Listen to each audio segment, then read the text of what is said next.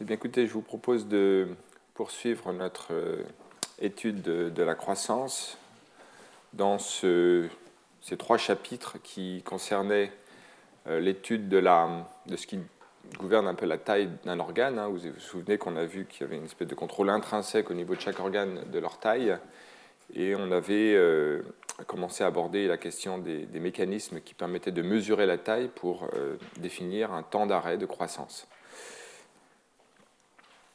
Donc, ce temps d'arrêt de croissance s'adapte en fait aux variations possibles de taux de croissance représentées par ces lignes.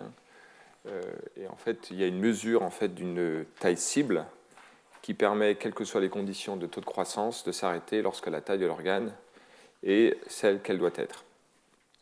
Donc, se poser la question de savoir ce qui est mesuré, quel paramètre macroscopique est mesuré, qui rétroagit au niveau cellulaire pour contrôler la croissance et la division cellulaire. Et donc, de façon très générale, on avait envisagé des mécanismes de scaling qui permettent de relier des grandeurs macroscopiques comme l'énergie du système, l'énergie en termes d'énergie métabolique, qui est en fait le combustible, si l'on veut, de la croissance cellulaire et donc tissulaire, des mécanismes qui gouvernent le pattern, les motifs développementaux, et enfin la mécanique, comme on va le voir aujourd'hui, qui doivent donc être scalés d'une façon ou d'une autre à la masse ou au volume du tissu. Voilà, donc la dernière fois nous avions vu ces deux paramètres. Aujourd'hui, nous allons aborder celui de la mécanique, qui est un paramètre macroscopique qui peut évoluer en fonction de la masse dans certaines conditions que l'on va voir. Et donc, effectivement, dans ces différents contextes, on s'était intéressé aux mécanismes de rétroaction qui peuvent agir d'un niveau macroscopique de façon non locale vers l'échelle locale, l'échelle cellulaire. Donc, en résumé de ce que l'on avait vu plus spécifiquement la dernière fois, et c'est intéressant donc au mécanisme de scaling du patterning par rapport à la taille d'un tissu, son volume, sa masse. On avait considéré comme ce que ça avait appelé, c'est un peu un néologisme, un size meter ou sizostat, on peut trouver ça dans différents articles, quelque chose qui mesure la taille. On avait d'abord considéré d'un point de vue historique, validé par des études au début des années 2000, ce qu'on appelait les calons, c'est-à-dire en fait un mécanisme d'inhibition de la croissance, la division cellulaire, dont l'accumulation, une espèce de substance biochimique, dont l'accumulation dans certaines conditions que j'avais discutées, est proportionnelle à la taille du tissu, et qui permettrait d'avoir une espèce de mécanisme de rétroaction qui arrête la croissance lorsque le tissu atteint une certaine taille. On avait vu plus précisément des mécanismes dans lesquels la rétroaction dépendait de la distance entre un activateur de la croissance et un inhibiteur. Également, en tout cas, envisager de façon théorique la possibilité d'un signal mécanique que l'on va voir plus en détail aujourd'hui. Et puis enfin, des systèmes qui gouvernent en fait les motifs développementaux, en particulier celui que l'on voit de façon très générique dans le modèle du morphogène, du gradient de morphogène. Et donc voilà, on avait différents mécanismes de rétroaction négative de nature mécanique, chimique, sous différentes formes. Mais également une action promotrice de la croissance, en particulier celui du morphogène. Et on avait vu deux cas de modèles très généraux, avec un certain nombre d'études théoriques et expérimentales qui les testaient, ce qu'on appelait un modèle spatial dans lequel c'est la pente du gradient, dans les conditions de scaling du gradient par rapport à la taille du tissu, qui définissait des conditions de croissance et d'arrêt de croissance lorsque la pente était trop faible. Et puis également un modèle temporel intéressant dans lequel c'était la variation non pas spatiale du gradient, mais la variation temporelle normalisée du gradient qui définissait des conditions de croissance, et donc avec la prédiction d'un arrêt de la croissance dans des conditions non triviales. Donc voilà qui résume ce que l'on avait vu la dernière fois. On avait vu donc sous différentes formes un mécanisme d'intégral feedback dans lequel c'est l'historique de la déviation par rapport à une condition de norme, si l'on veut, qui était mesurée, qui rétroagissait sur le système. Et voilà. Donc voilà qui résume ce que l'on a vu la dernière fois et qui nous remet toujours dans cette espèce de cadre conceptuel que je trouve utile d'avoir, dans lequel la croissance peut se voir comme l'exécution d'un programme déterministe dans lequel des facteurs de nature mécanique ou chimique gouverneraient de façon hiérarchique les processus cellulaires, ou alors, à l'autre extrême, un mécanisme plutôt de nature auto-organisée, dans lequel, par le jeu de rétroaction, et sans qu'il y ait de hiérarchie apparente, le système arrive dans les conditions d'arrêt de croissance homéostatique, si l'on veut. Et la réalité se situe évidemment entre ces deux modèles idéalisés, et c'est toujours ce que je vous propose d'avoir en arrière-fond dans notre réflexion. Alors rentrons maintenant dans le vif des considérations de nature mécanique dans la croissance d'un tissu. On sait que la croissance est, dans un très grand nombre de cas, en moyenne uniforme, alors que les facteurs qui promeuvent la croissance sont eux-mêmes distribués de façon généralement très hétérogène. Et cette discordance entre la distribution des facteurs promouvant la croissance et la distribution moyenne de la croissance interrogeait. On va garder cela en arrière-fond, c'est important. Et on va voir en particulier comment le tissu arrive en fait à régler progressivement des hétérogénéités temporelles de croissance. Quand on dit que la croissance est homogène, c'est un effet moyenné, mais il y a également des fluctuations qui peuvent être parfois au-delà d'une certaine amplitude. Et on va voir comment, de façon mécanique, le tissu est capable de prendre en compte, mesurer ces hétérogénéités et les corriger pour arriver effectivement à une espèce d'homéostasie de la croissance. Et ça de façon purement mécanique, et on le verra à la fin en l'intégrant à ce qu'on a vu la dernière fois de nature mécanochimique. Donc comment les cellules comparent-elles leur taux de croissance? Comment le mesurent-elles? Comment arrivent-elles à moyenner, à lisser la croissance? Et comment, à partir de ces considérations, peut-on imaginer un mécanisme d'arrêt de croissance? Et voilà, aujourd'hui, on va traiter cette question de façon purement mécanique, ou principalement mécanique. Alors je pense que c'est utile pour réfléchir de façon judicieuse à ces questions de se revenir à la phénoménologie, c'est-à-dire de voir un tissu en croissance. Là, on voit un film qui doit durer quelques heures. C'est un tissu dont vous êtes maintenant en partie familier, vu que j'en ai parlé. C'est un épithélium, donc un tissu en 2 dimensions qui se trouve dans le tissu en croissance larvaire de la drosophile, qui vont donner les tissus adultes. On appelle ça les disques imaginaux, ici le précurseur de l'aile. Vous voyez des cellules qui ont une forme globalement polygonale et certaines plus grosses qui s'arrondissent parce que ces cellules se divisent et rentrent en mitose. Et vous voyez effectivement les mitoses qui produisent de cellules. Donc vous voyez, on a tout de suite la perception d'un tissu qui a des propriétés apparemment viscoélastiques, en tout cas un tissu très vivant. Et c'est de ce tissu dont on va parler, enfin de ce type de tissu, de ce type de comportement que l'on va maintenant discuter en voyant les paramètres mécaniques. Et je vous propose une réflexion en 3 temps. D'abord de revenir, et de façon historique, aux éléments qui ont permis aux scientifiques de prendre en compte les éléments mécaniques dans la croissance, prolifération cellulaire, dans les systèmes en culture de cellules, et même en considérant les cellules de façon isolée, première partie. Deuxième partie, dans un tissu, alors in vitro, des cellules en culture dans un tissu in vitro, et finalement d'intégrer tout cela dans les conditions physiologiques d'un organisme. Donc, comme on l'a vu dans ce film, on peut reconnaître au moins 3 événements cellulaires majeurs qui caractérisent les comportements cellulaires dans un tissu en croissance.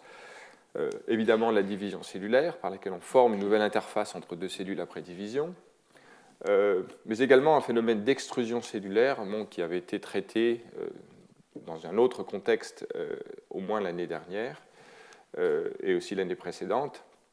Cette extrusion cellulaire est le phénomène par lequel des cellules polygonales peuvent disparaître. Elles perdent des jonctions jusqu'à totalement disparaître.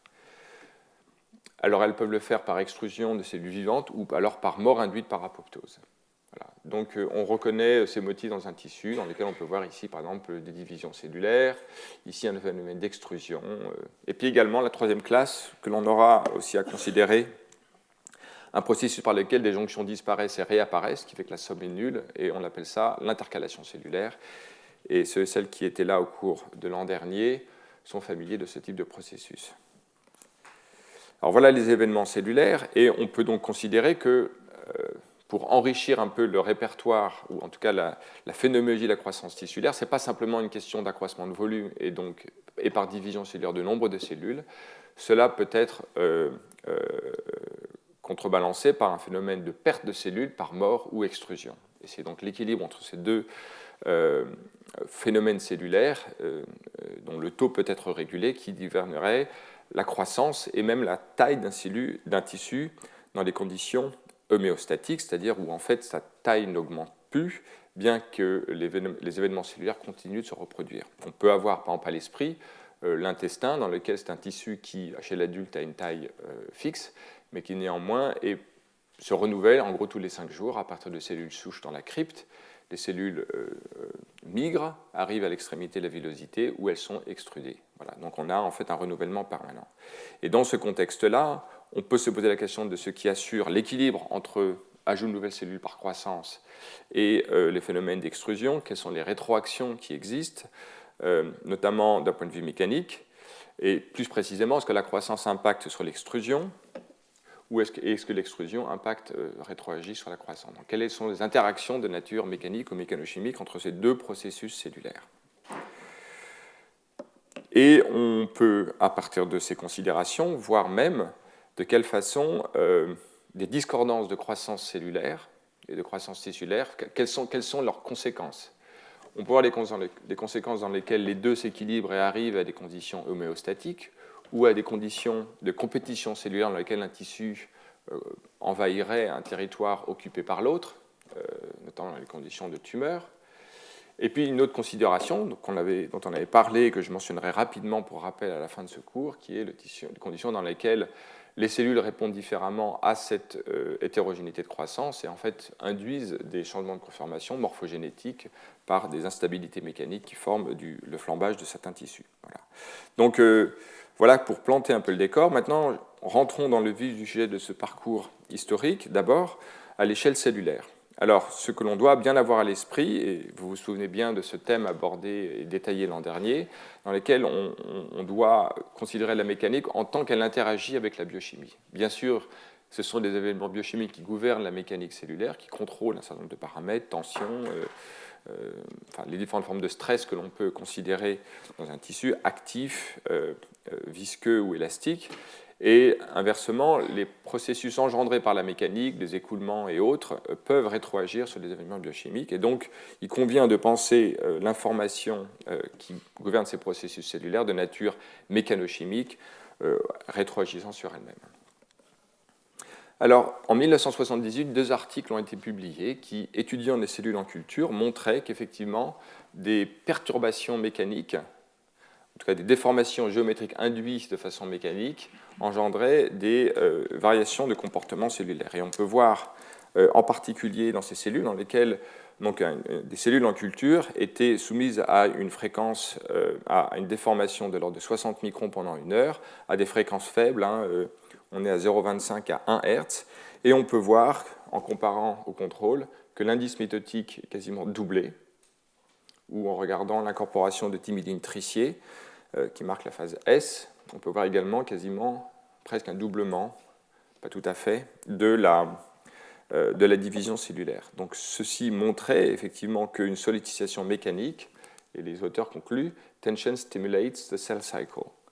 Alors là, on est dans un cas où les auteurs privilégient une interprétation en termes de signal mécanique qui induit un changement du comportement cellulaire, mais de façon tout à fait réciproque, on pourrait imaginer que ce sont les changements morphologiques ou géométriques induits par ces sollicitations mécaniques qui induisent la modulation du cycle cellulaire. Et d'ailleurs, cet article publié quelques mois plus tard par Folkman et Moscona, utilisant un autre protocole, privilégie un contrôle de nature géométrique. Donc là, en fait, les auteurs trouvent des conditions de modification du substrat qui permet aux cellules de s'étaler de plus en plus par une dilution progressive d'un facteur, peu importe. On voit dans ces conditions une réduction progressive de la hauteur des cellules et une augmentation de leur surface d'adhérence au substrat. Et dans ces conditions-là, avec toute cette gamme, les auteurs montrent qu'il y a effectivement une incorporation accrue de la thymidine tricier, donc c'est-à-dire de division cellulaire, lorsque les cellules s'étalent de plus en plus, deviennent de moins en moins denses et réduisent leur hauteur.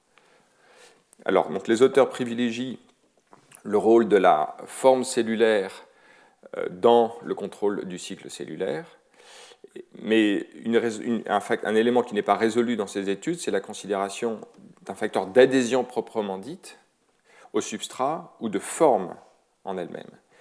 On va voir comment cette distinction va être résolue à la diapositive suivante. Les auteurs savaient tous à cette époque un phénomène extrêmement général qui est que les cellules ont besoin d'un substrat pour se diviser. Les cellules en solution, sans substrat, avaient une prolifération qui était bien réduite. Voilà. Et donc, on voit ici deux interprétations de nature géométrique ou mécanique. Et en fait, c'est un certain nombre d'années plus tard, en 1997, que ce papier extrêmement connu de Don Ingber et de Chris Chen, qui a en fait résout cette question, savoir si c'est la surface géométrique ou alors le phénomène d'adhésion qui prévaut dans le contrôle du cycle cellulaire. Donc on voit ici, par la fabrication de substrats paternés dont la surface varie, on voit ici des carrés de tailles différentes, et en augmentant la taille des îlots d'adhérence, donc en fait on n'a pas une seule cellule, on a plusieurs cellules qui peuvent se mettre sur ces îlots. On voit en fait une réduction progressive du pourcentage d'apoptose de ces cellules et une augmentation de la prolifération cellulaire. Toujours les deux phénomènes étant réciproques l'un de l'autre. Et voilà cette expérience tout à fait astucieuse où en fait les auteurs arrivent à créer des petits îlots d'adhérence, beaucoup plus petits, d'accord ? Ils arrivent ainsi à créer des conditions dans lesquelles la cellule peut s'étendre géométriquement sur une surface qu'ils peuvent mesurer et à des conditions où la surface d'adhérence est la même, donc on voit ici la barre en gris foncé, mais où la surface géométrique étendue, elle, peut augmenter. Ils arrivent donc à dissocier surface d'adhérence et extension géométrique de la cellule, et ils arrivent à montrer que c'est effectivement l'extension géométrique et non pas la surface d'adhérence qui, en fait, scale avec l'augmentation de la division cellulaire et la réduction conjointe de l'apoptose. Donc le phénomène élémentaire n'est pas un phénomène de signalisation induite par la surface d'adhérence, mais l'extension géométrique de la cellule, et en particulier, par exemple, ce qui va conjointement avec cette extension géométrique, qui peut être par exemple le stretching de ces cellules, leur extension, leur étirement. Donc c'est un papier assez déterminant qui conclut un rôle géométrique dans le contrôle de la division, vie ou la mort de ces cellules. Dans le labo de Chris Chen, Céleste Nelson publie un article quelques années plus tard qui va plus loin en mappant en fait les contraintes dans un tissu sur ces substrats micropaternés. Donc on voit ici en fait une telle colonie de cellules dans laquelle on peut mesurer par BRDU et moyenner sur un certain nombre de cellules de telles colonies le pattern de prolifération cellulaire, et on voit bien qu'il est tout à fait hétérogène, il est enrichi au coin en particulier de ces carrés, et en tout cas réduit dans la partie centrale de ces îlots géométriques. On peut varier la forme de ces îlots, on a toujours le même phénomène, c'est qu'il y a un enrichissement de la prolifération en périphérie et une réduction de la prolifération au centre. Alors, en utilisant d'abord une approche computationnelle par modélisation d'éléments finis, les auteurs, en modélisant un substrat élastique qui résiste en fait aux forces contractiles de ces cellules modélisées dessus, on peut inférer en fait un pattern de contraintes dans ce tissu en fonction de la géométrie, et en particulier prédire qu'il y aurait effectivement des contraintes plus importantes en périphérie qu'au centre d'un anneau dans lequel les cellules poussent. Et en faisant l'expérience, les auteurs montrent qu'effectivement, la prédiction des contraintes sur ce tissu colle avec le pattern de division cellulaire. Vous voyez en particulier que la partie interne de l'anneau est prédite à avoir moins de contraintes. Et effectivement, on ne voit pas une augmentation de la prolifération cellulaire là, quand bien même il s'agit du bord de la colonie, comme on le voyait ici. Et puis, dans une structure excentrée, on peut voir aussi une modification. C'est-à-dire, il y a un accroissement de la prolifération dans la partie externe ici par rapport à cette partie ici, comme le prédit les simulations.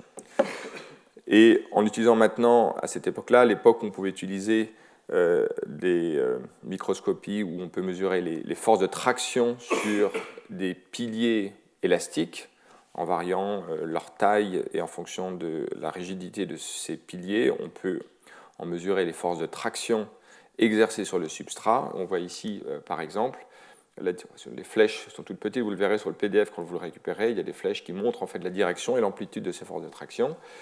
Et on voit qu'elles corrèlent très bien avec déjà l'inférence de ces forces par cette modélisation, et surtout, on envoie ici les valeurs en nanonewtons, en code de couleur, moyennées sur l'ensemble du tissu. Donc on voit par les méthodes expérimentales et de modélisation qu'effectivement, sur ces colonies à géométrie contrôlée, il y a une distribution non uniforme des tractions sur le substrat, et par équilibre de force, on imagine bien des contraintes de la tension intercellulaire qui sont dans ces tissus adhérents.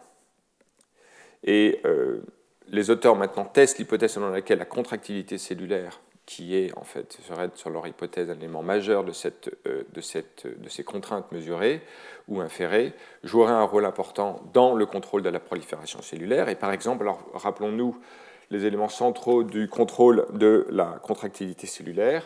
Il faut pour cela réguler l'assemblage d'un réseau d'actines et de mini-filaments de myosine 2 activés par des kinases, en particulier ROCK. Et donc ce réseau d'actomyosine a des propriétés contractiles qu'on a vues ces 2 dernières années, je n'y reviens pas, ou vous pouvez en tout cas vous y référer. Ce réseau contractile peut être perturbé en inhibant n'importe lequel d'activateur en amont de ces molécules. Par exemple, cette molécule va inhiber myosine 2, là, Rho peut être constitutivement actif et activer la contractilité du réseau d'actomyosine. Et par exemple ici, l'inhibition de ROCK, qui inhibe myosine 2, réduit les proliférations cellulaires mesurées par l'incorporation de BRDU. Inversement, l'activation constitutive du pathway par Rho constitutivement actif va accroître la prolifération cellulaire. On peut également jouer sur un terme de couplage intercellulaire. Il s'agit des cellules endothéliales qui utilisent la VE-cadérine comme molécule d'adhérence intercellulaire. Cette molécule d'adhérence intercellulaire peut être perturbée en exprimant un dominant négatif qui va réduire le couplage mécanique entre les cellules et on voit réduire la prolifération cellulaire et inversement exprimer une forme constitutivement active de Rho va restaurer la contractilité dans ces cellules en dépit d'une réduction du couplage mécanique et l'on voit une certaine augmentation de la prolifération cellulaire dans ces conditions. Donc voilà ce qui conduit les auteurs à conclure que la contractilité cellulaire et les couplages cellulaires jouent un rôle très important dans le contrôle de la prolifération cellulaire dans des colonies de cellules. Alors allons un peu plus loin dans ce parcours historique. J'ai sélectionné ce qui me semble être les papiers princeps pour voir l'évolution à la fois du concept et une interprétation mécanistique de ce processus. Nous sommes maintenant en 2011 dans un papier qui a fait grand bruit, qui est l'identification d'un facteur dont on a parlé la dernière fois, qui est cette voie Yorkie chez la drosophile à l'origine, et YAP chez les vertébrés, qui contrôlent la croissance de différentes façons. Yorkie est un facteur de transcription, YAP est un facteur de transcription activé par des voies cytoplasmiques qui elles-mêmes intègrent toute une diversité de signaux. On l'a vu dans le cours dernier, des voies de polarité, d'adhérence, des GPCR. Voilà, une multiplicité d'inputs qui peuvent réguler la translocation nucléaire de ce facteur de transcription et par là réguler la croissance.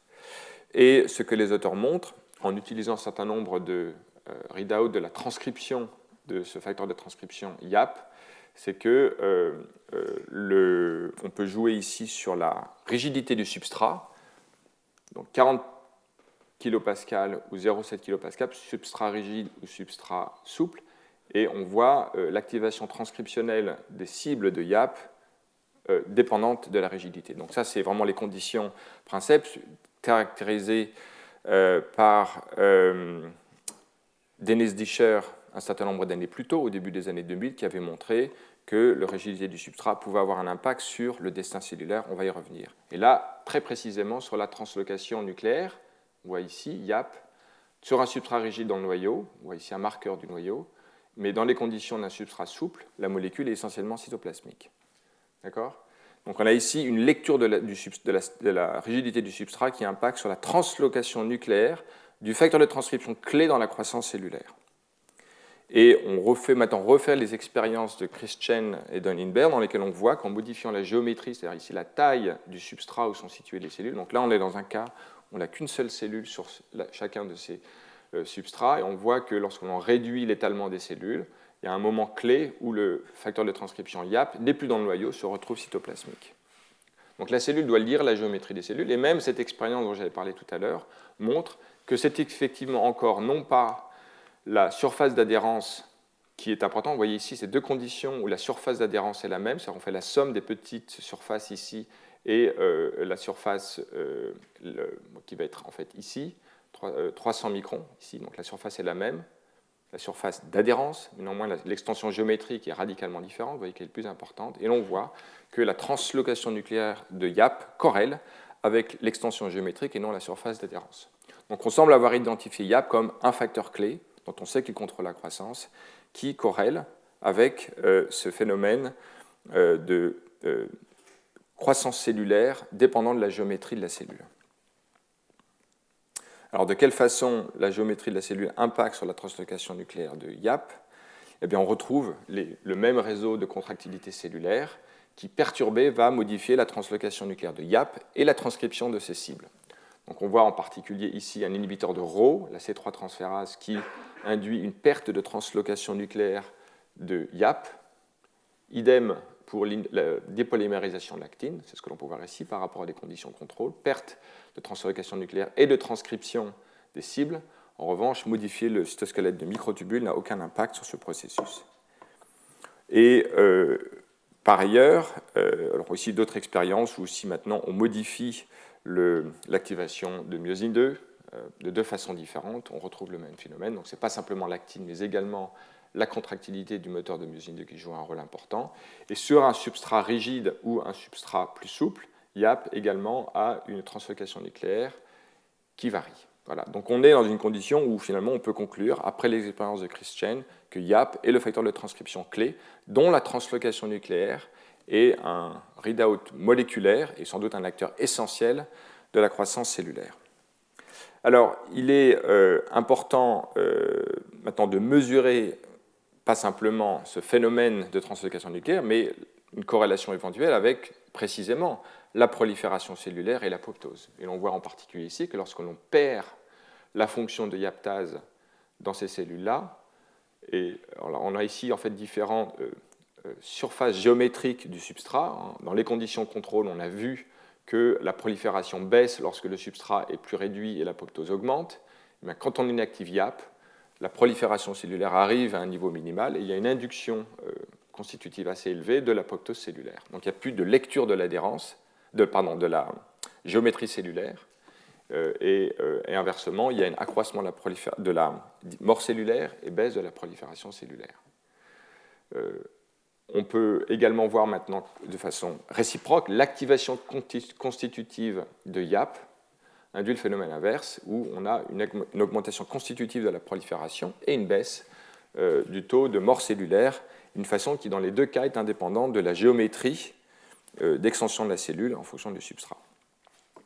Alors, ce n'est pas simplement important pour dicter la prolifération et la mort cellulaire, mais également la différenciation de ces cellules. Et c'est toujours important d'avoir les deux à l'esprit, parce que les deux phénomènes sont conjointement liés l'un à l'autre, et on voit en particulier, remontant au papier Princeps de Dennis Discher, que sur un substrat rigide, les cellules souches peuvent se différencier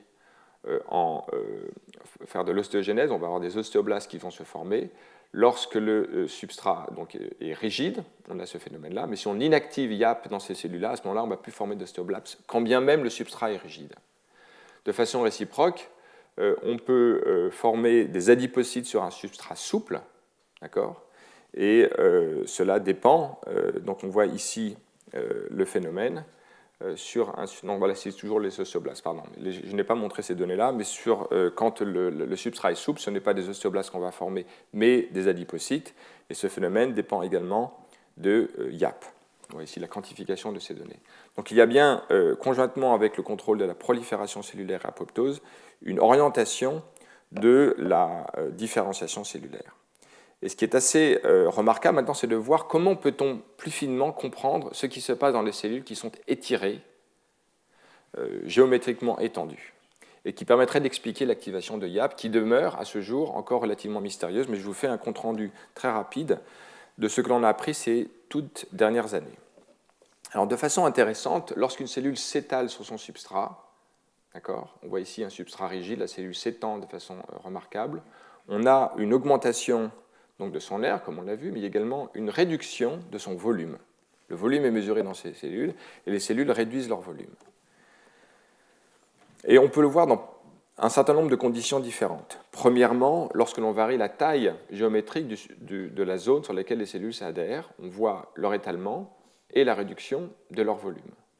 On peut également voir cela dans les conditions où les cellules, on va voir de façon dynamique. Lorsqu'une cellule en solution arrive sur un substrat, au début elle va avoir un faible contact et progressivement elle va s'étendre en étendant son adhésion, en accroissant son adhésion.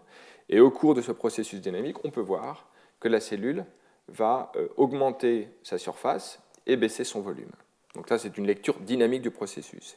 Et lorsque l'on regarde toutes les différentes façons d'étudier et de corréler volume et surface, on voit qu'il y a une même tendance générale.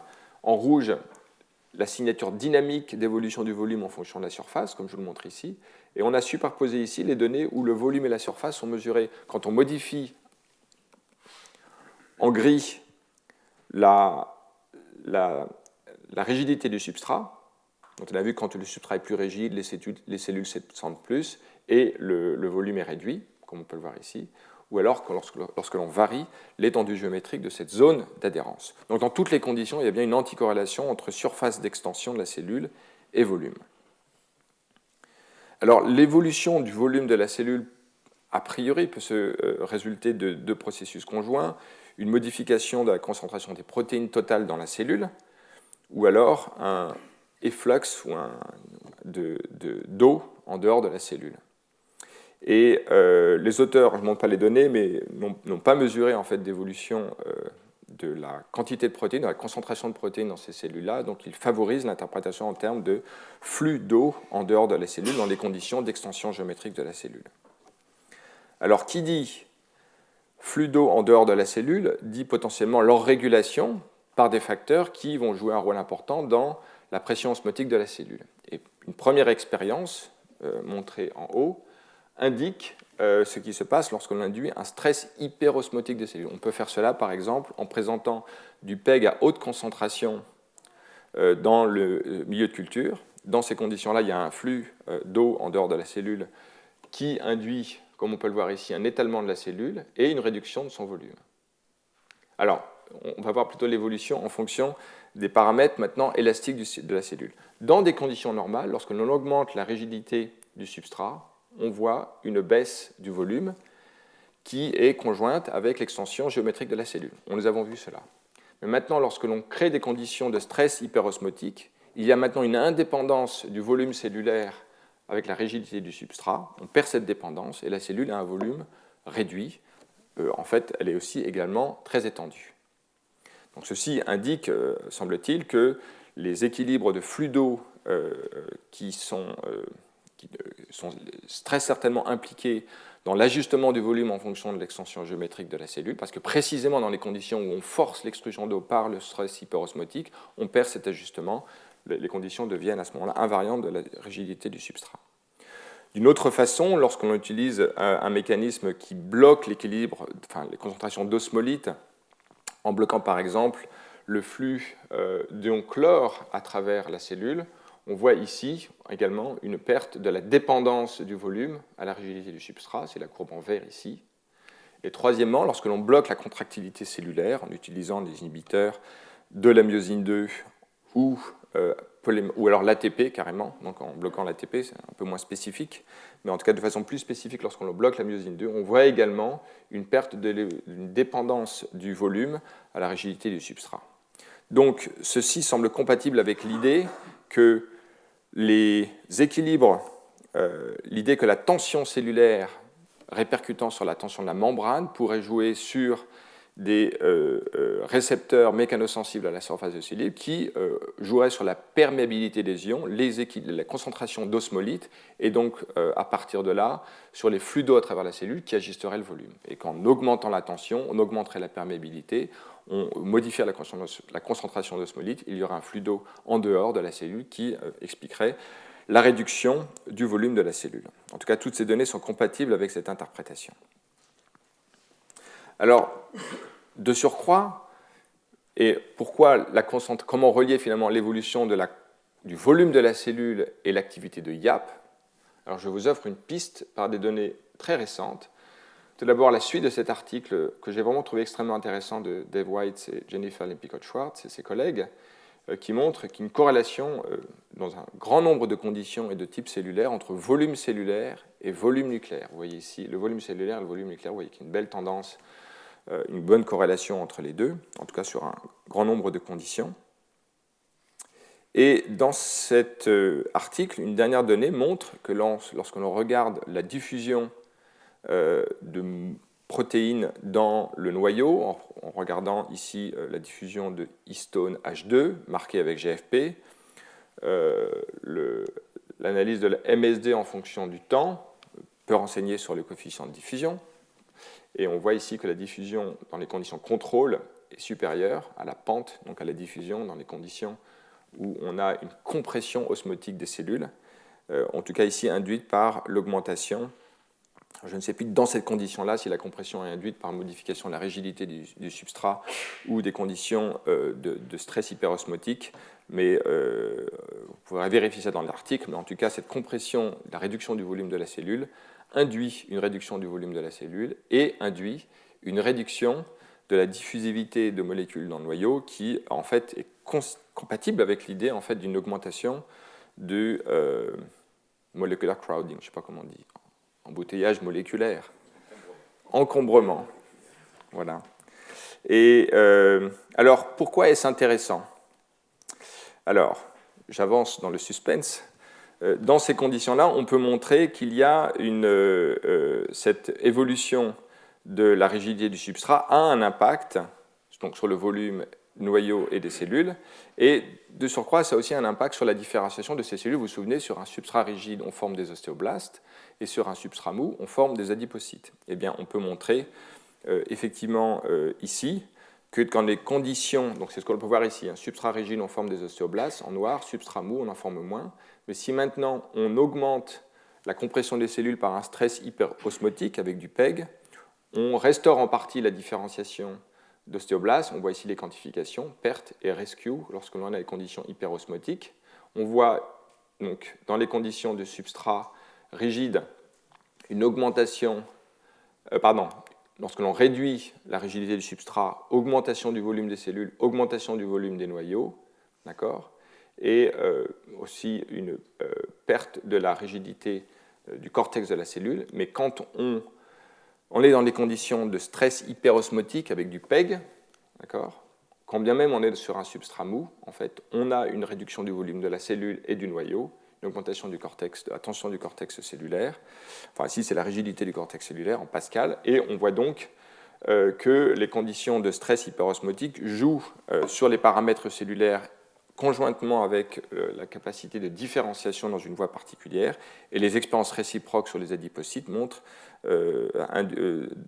donnent les mêmes résultats, en tout cas compatibles avec cette hypothèse que le volume cellulaire et nucléaire joue un rôle déterminant non seulement dans la prolifération, mais également dans la différenciation de ces cellules.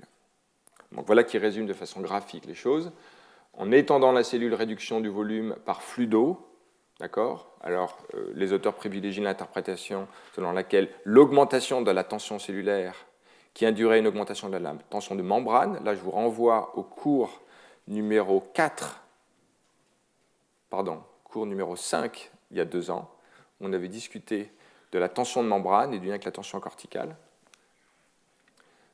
Et donc ici, des récepteurs mécanosensibles réguleraient les ions et donc les flux d'eau par équilibre osmotique. Et dans des conditions forcées par exemple en présence de PEG, on induirait en fait un phénomène équivalent et qui dans tous les cas induirait effectivement une différenciation en ostéoblastes dans ces protocoles expérimentaux.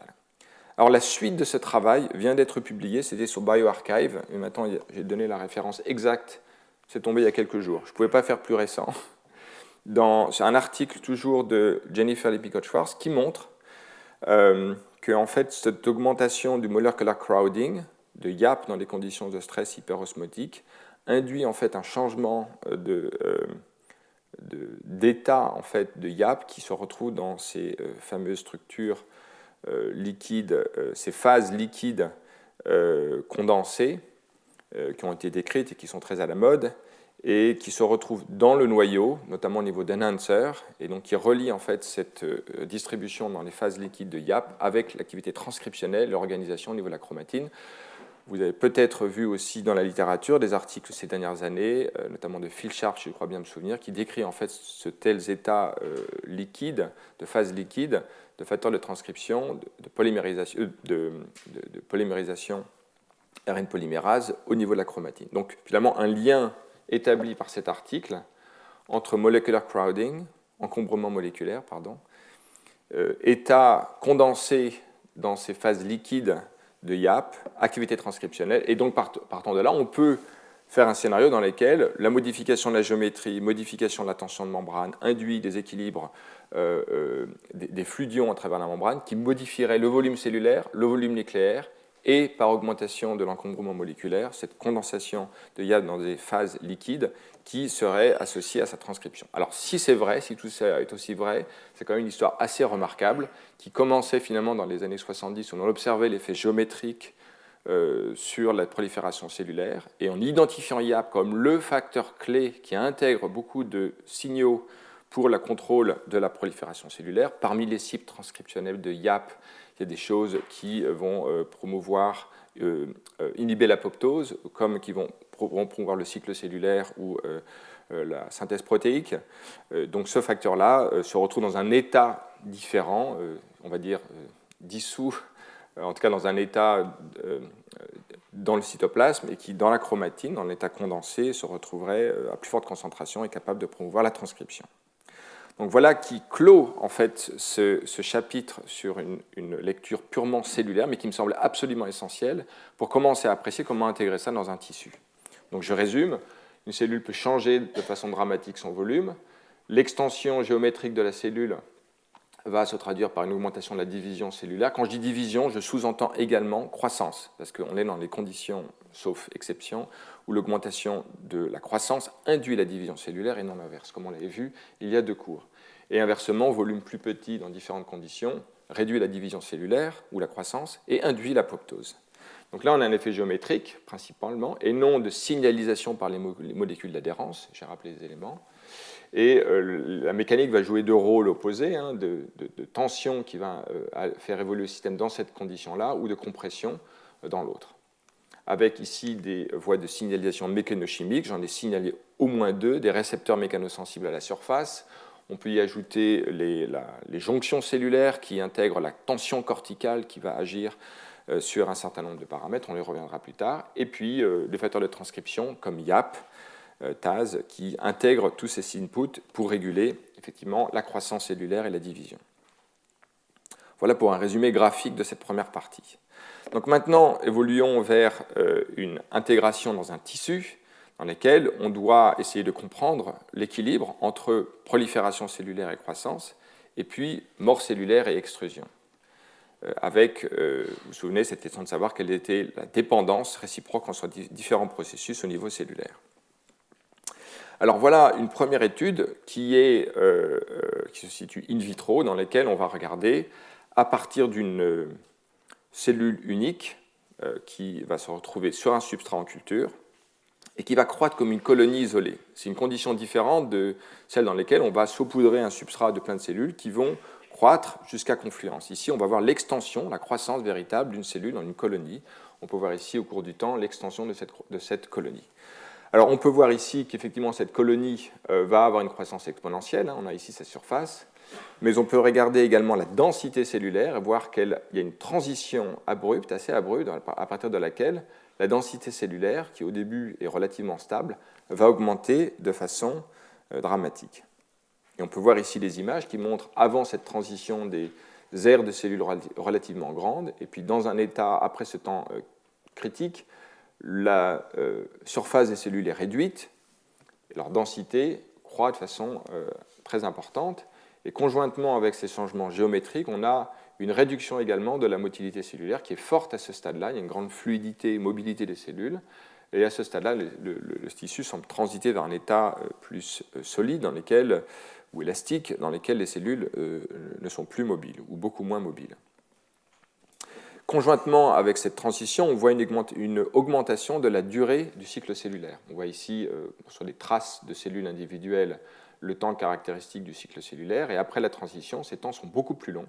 D'accord ? On voit ici le résumé de beaucoup de données dans lesquelles on corrèle l'aire de la cellule avec la durée de la division, et on voit qu'elle augmente alors que les cellules sont de plus en plus petites. Donc, cette transition est associée à un changement géométrique et un changement de la division cellulaire. Donc voilà qui corrèle les deux facteurs qu'on a étudiés jusqu'à présent, et il s'agit de voir maintenant comment le tissu en fait organise cette évolution.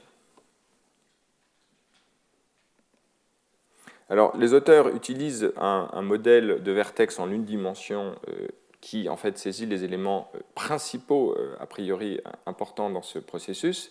Donc les cellules ont en gros un comportement élastique à des temps courts, et elles sont également couplées à un substrat par des couplages élastiques qui en fait reproduit les phénomènes de couplage sous forme de friction avec le substrat. Les cellules sont également douées de mobilité aléatoire, un peu comme un mouvement brownien de nature active qui en fait caractérise la mobilité de ces cellules. Et en périphérie de la colonie, les cellules ont une croissance dirigée pour caractériser le fait qu'il y a un front d'avancement de croissance de tissu, alors qu'au centre, la vitesse moyenne est nulle. À la périphérie, ce n'est pas le cas. Donc on a cette condition qui est introduite dans ces simulations.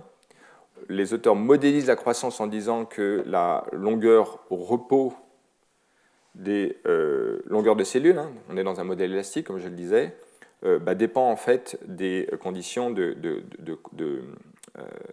contrainte. Si une cellule tire sur une autre cellule, elle va modifier sa longueur de repos, ce qui va permettre à la cellule de croître effectivement. C'est la façon qu'utilisent les auteurs pour mimer ce phénomène de croissance.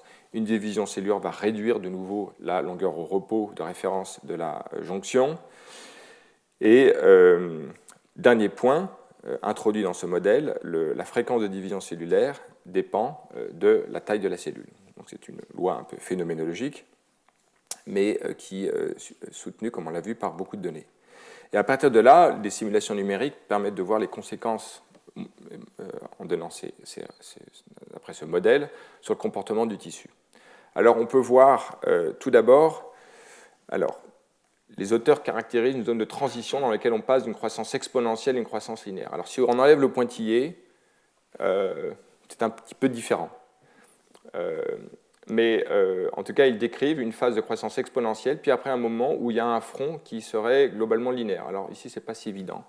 Ce n'est peut-être pas le meilleur exemple. En tout cas, je vous présente les résultats des auteurs. Et ce qui est intéressant, c'est que dans cette phase de croissance exponentielle, il y a une prolifération dans l'ensemble de la colonie, et puis il arrive à un stade très clairement représenté par ce diagramme où le temps joue ici, et là on a la position à partir de la colonie de départ, donc là c'est la croissance de la colonie. On voit que la prolifération continue en périphérie de la colonie, mais alors qu'elle est graduellement inhibée au centre de la colonie. C'est précisément ce temps caractéristique, ce moment critique, c'est celui à partir duquel on voit une augmentation de la densité des cellules. Vous voyez ici, au cours du temps, la taille des cellules qui se réduit de façon très importante. Et ce qui est intéressant ici, c'est de voir l'évolution temporelle maintenant en fonction de la position. Donc là, on est au centre de la colonie de départ, ici. En code de couleur, on a le temps, et vous avez ici les forces de traction que les auteurs calculent dans leur simulation. On voit au début que les cellules sont en fait sous tension. D'accord ? On a une valeur non zéro de cela, plus importante en périphérie. Mais au cours du temps, en fait, le centre de la colonie va être en fait stressless, c'est-à-dire qu'il ne va pas y avoir de contrainte du tout, sans contrainte. On arrive à une valeur zéro, sauf en périphérie, où là, en fait, les cellules sont sous tension. Donc, ce qui est intéressant, c'est qu'on voit conjointement l'évolution du stress des cellules, de leur étirement, qui corrèle avec le maintien de la prolifération cellulaire, d'accord ? Alors qu'au centre, les cellules sont comprimées, vont réduire leur division cellulaire, d'accord ? Et voilà, donc c'est une étude qui montre l'évolution conjointe de ces différents paramètres. Alors, voyons maintenant, non pas dans les cultures en cellules, mais dans le vrai tissu, n'y voyez aucune critique des systèmes in vitro, mais plutôt l'importance de voir maintenant comment cela peut être étudié dans les conditions d'un organisme, comme par exemple la drosophile. Et on voit ici un épithélium en croissance dans lequel il y a un certain nombre de divisions cellulaires, mais également des phénomènes d'extrusion qui sont dans ce tissu, concentrés, semble-t-il, dans la partie médiane de ce tissu, et qui sont représentés par ce code de couleur. Et là, les auteurs montrent que lorsque l'on augmente la croissance des cellules, alors on utilise la voie que l'on a étudiée la dernière fois, comme la voie PI3 kinase, qui va jouer sur TOR, ce facteur essentiel de la croissance cellulaire. Et dans l'augmentation de PI3 kinase, on va augmenter le pourcentage de délamination cellulaire ou en inhibant un facteur inhibiteur de cette activation de TOR qui est PTEN. On peut également inhiber TOR en exprimant TSC et on va réduire la délamination cellulaire. Donc il semble y avoir une anticorrélation forte, ou plutôt une corrélation forte entre l'activation de cette voie de croissance et le pourcentage de délamination cellulaire dans ce tissu. Ce qui semble déjà ouvrir la voie d'une interaction ou d'interdépendance entre le phénomène d'extrusion et le phénomène de croissance cellulaire. Alors plus précisément, les auteurs semblent montrer que l'évolution de la taille des cellules au cours de ce phénomène d'extrusion corrèle avec une réduction du nombre de jonctions.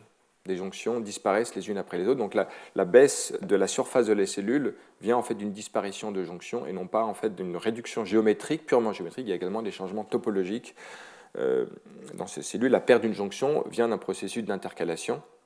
On va le revoir tout à l'heure. Les auteurs utilisent également un modèle computationnel qui en fait décrit l'énergie du système avec un terme de compressibilité en fait, d'air. En fait, il y a une aire de référence et les cellules n'aiment pas. Il y a un coût énergétique à être loin de cette valeur de référence, une tension de ligne et un terme de contractilité cellulaire. Et en fait, on peut voir que le pourcentage de délamination, d'une part, dépend en fait d'un terme de crowding, d'encombrement des cellules, qui est en fait directement lié en fait à la densité des cellules induites dans différentes conditions par rapport à une valeur de référence que les cellules aimeraient avoir. Lorsque cet encombrement des cellules est augmenté, on a une plus grande délamination et inversement lorsqu'on réduit l'encombrement cellulaire. Et ce qui est tout à fait intéressant et que là, qui corrèle tout à fait avec les données expérimentales, mais là on voit un autre paramètre qui semble jouer un rôle important, c'est le terme d'anisotropie en fait, des cellules. Et lorsque les cellules sont plus anisotropes, à ce moment-là, le pourcentage de délamination augmente, et les auteurs privilégient l'idée que cette anisotropie, en fait, en modifiant la longueur des jonctions, augmenterait la probabilité de perte de jonction, qui est un des éléments importants dans la réduction de la surface des cellules. En tout cas, voilà une hypothèse proposée ici. Et dans une étude parallèle, d'autres auteurs, étudiant maintenant des cultures de cellules MDCK, peuvent maintenant induire une compression en étirant un tissu, le laissant proliférer, et après en revenant à la configuration initiale. À ce moment-là, les cellules se retrouvent en densité accrue. On peut le voir alors en bleu, je ne sais pas si le projecteur permet de bien le voir, mais on voit une plus grande densité de noyaux ici que dans la condition avant relâchement de la contrainte. Donc on étire puis on relâche, donc compression. Le substrat élastique revient à sa conformation de référence et donc les cellules se retrouvent à plus grande densité. Voilà. Et ce qui est remarquable, c'est qu'au cours du temps, on est en train de parler de plusieurs heures, les cellules, la densité des cellules donc, augmente, mais après baisse progressivement. Le tissu revient dans les conditions de référence par un mécanisme d'homéostasie que les auteurs donc, étudient.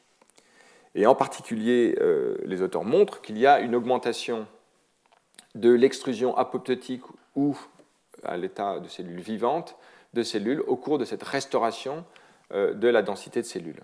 Donc cela se fait par délamination de cellules vivantes ou mortes. Et les facteurs absolument essentiels pour ce processus sont les facteurs que l'on a déjà vus, ROCK qui régule la contractilité cellulaire, et puis également des facteurs qui jouent en aval d'un GPCR, notamment sphingosine phosphate et sphingosine kinase SK. Donc en fait des molécules qui jouent dans la transduction d'un signal par un GPCR. On est dans les cellules MDCK et en fait dans les conditions physiologiques, on peut étudier, je l'ai mentionné tout à l'heure, notamment dans les villosités intestinales. Les cellules en fait parcourent depuis la crypte où il y a les cellules souches qui sont en bas, elles ont une motilité vers l'extrémité distale de ces villosités, où là ces cellules vivantes peuvent être extrudées. Dans une nageoire du poisson zèbre, également, il y a un phénomène de croissance du tissu qui induit un phénomène d'écoulement en fait, des cellules que l'on peut voir ici par les trajectoires. On voit ici cette nageoire, ce tissu un peu tout plan. Et à l'extrémité distale, il y a un phénomène d'extrusion de cellules vivantes qui, en fait, contrecarre l'effet de croissance cellulaire dans les conditions homéostatiques. Et lorsque les auteurs montrent qu'il y a donc une baisse de la mort cellulaire, une baisse de la croissance cellulaire, division cellulaire, une augmentation de l'extrusion des cellules. Donc on retrouve toujours cet équilibre entre ces deux processus, extrusion ou mort, et puis prolifération cellulaire. Alors ce qui est remarquable, c'est que maintenant, en regardant les voies impliquées dans ce processus, on retrouve des choses qui nous sont familières, en tout cas par rapport à ce qu'on a vu tout à l'heure par rapport à la régulation de YAP, à savoir des facteurs qui jouent des récepteurs mécanosensibles. Alors là, il s'agit d'un récepteur extrêmement connu qui s'appelle piezo. Donc voici une structure qui est sortie ces dernières années, qui est un récepteur mécanosensible dont la conductivité aux ions est déterminée par la tension de membrane qui régule sans doute des conformations, des déformations de la protéine. Et lorsque l'on inhibe piezo, alors ici les études sont soit par knockdown de la protéine, soit par l'utilisation d'un inhibiteur non spécifique, le gadolinium, qui en fait bloque la conductivité à un certain nombre de récepteurs mécanosensibles. Il n'y a pas de spécificité pour piezo en particulier. Le processus est le même. On voit que le nombre de cellules qui extrudent baisse de façon dramatique. Donc l'extrusion cellulaire dépend de cette voie d'activation par des récepteurs à la membrane, l'activation de la contractilité cellulaire, etc. Donc en gros, on retrouve les mêmes types de facteurs mécanosensibles que l'on avait vus pour YAP, bien qu'ils soient de nature différente.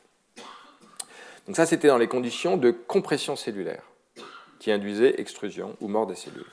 Voyons maintenant le phénomène inverse. On peut in vitro étirer les cellules en utilisant par exemple une espèce de substrat convexe qui permet d'étirer les cellules comme ce schéma le représente. Et l'étirement de ces cellules induit une augmentation de cellules de prolifération cellulaire, marquée par ce marquage phosphohistone, et puis une augmentation également de la longueur géométrique des cellules, donc les cellules sont bien étirées. Dans un autre protocole, on peut, sur une couche de cellules NDCK, faire une blessure, les cellules vont cicatriser la blessure, et lorsqu'il y a fermeture de cette cicatrice, lorsque la cicatrisation est complète, il y a en fait un stretching des cellules dans le tissu, qui résulte de la closure, qui est corrélé directement, lorsqu'on a la closure du tissu, on a une augmentation dans les heures qui suivent de la prolifération cellulaire, marquée ici en ordonnée. Et les auteurs montrent que ce processus nécessite également les mêmes facteurs que l'on a vus pour la mesure de la compression cellulaire, à savoir le récepteur mécanosensible piezo, dont on voit ici l'impact sur la prolifération cellulaire dans ces conditions de cellules stretchées après que ce récepteur a été inhibé, dans les cellules MDCK, mais également chez le zebrafish, dans lesquels vous voyez ici les divisions cellulaires marquées en vert et comptabilisées ici. Lorsque l'on inhibe piezo par CRISPR, on voit une perte de cette prolifération cellulaire, une forte réduction. Donc ce qui est remarquable, c'est que piezo est un récepteur qui à la fois permet aux cellules de mesurer leur état d'étirement et également de compression, et va induire des réponses opposées suivant le contexte. Alors on ne connaît pas toutes les causes, mais dans ce cas précis, les auteurs montrent que la signalisation calcique en aval de ce récepteur piezo induit l'activation de cette voie MAP kinase qui induit la transcription de cycline B étant une cycline essentielle à la progression à travers le cycle cellulaire. Donc, vous voyez ici les quantifications. Alors, pour quelles raisons le même récepteur peut induire une lecture de la tension de la compression? Je ne pense pas que ce soit connu, mais en tout cas, on peut retenir l'idée que l'état de tension de membrane qui vient de modification de facteurs géométriques, compression entièrement, induit des signalisations en aval de senseurs de cette tension qui induisent des signalisations intracellulaires qui vont jouer soit sur le cycle cellulaire, soit sur la mort cellulaire ou leur extrusion. Alors, il y a d'autres études qui poussent ou approfondissent cette étude de l'effet de la tension cellulaire sur la division cellulaire. Ici, vous voyez une très belle étude du laboratoire de Javid Repa qui montre, alors je vous montre le film qui est assez remarquable, on peut voir en rouge et vert les différents états du cycle cellulaire par ces facteurs dits Fouchi. En fait, on a en rouge ici l'état G1S et en vert plutôt G2 mitose. Et on voit au cours du temps, dans les conditions contrôlées en haut, une augmentation progressive des cellules dans un état vert, c'est-à-dire en division.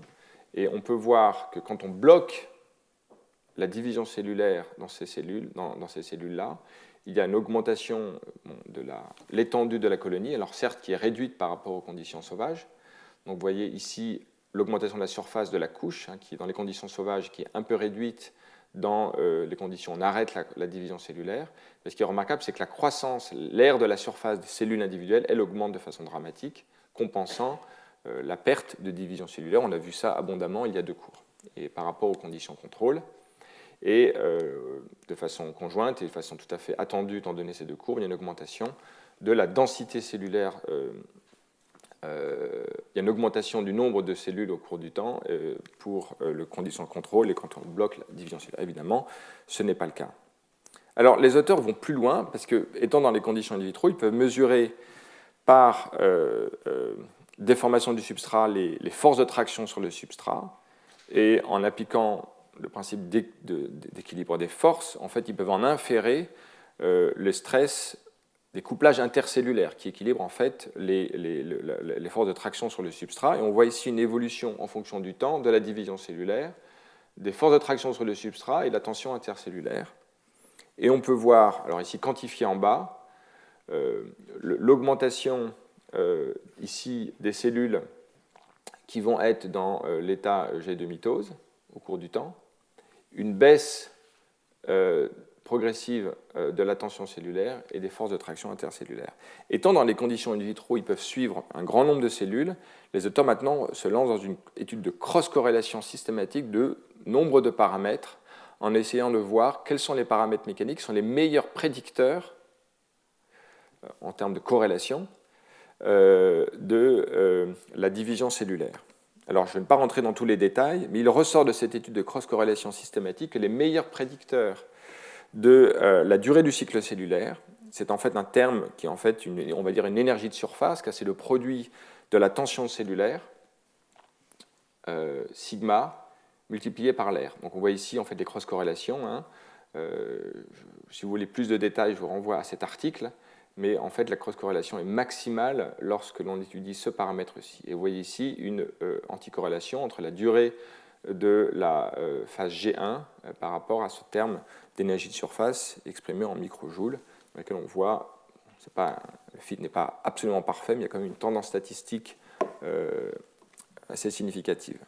Donc, ces auteurs, d'une façon non biaisée, en regardant d'une façon tout à fait à grande échelle un grand nombre de cellules, arrivent à corréler des paramètres mécaniques, et là, notamment l'étirement des cellules, avec l'évolution de la division cellulaire, qui donc est assez intéressante. Elle permet de quantifier de façon rigoureuse ces paramètres géométriques et de tension qu'on a vu avant. Ici, dans ce terme d'énergie, on corrèle les deux, vu qu'on multiplie un paramètre géométrique et un paramètre de tension cellulaire. Donc ces 2 paramètres jouent et sont les meilleurs prédicteurs de la division cellulaire.